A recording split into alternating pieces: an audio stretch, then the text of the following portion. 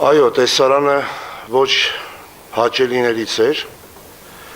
եւ կարծում եմ, որպես վարչական շրջանի ղեկավար չպետք է տրվեի սադրանքին, պետք է առավելագույնս պահպանեի զսպվածություն։ Ցավում եմ տեղի ունեցածի համար եւ ձեզանից, պարոն քաղաքապետ, եւ մեր հանրությունից եւս մեկ անգամ հայցում եմ ներողամտություն եւ հավատացնում եմ, որ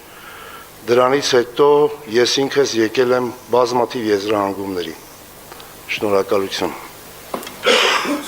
Ես իհարկե գնահատում եմ, պարոն Տեր-Մարգարյան, ձեր խոսքը եւ համարում եմ, որ շատ կարևոր է հաստատել մեր թիմի վարքականոնը, որովհետեւ նմանատիպ ինչպես տեսնում ենք, որ այս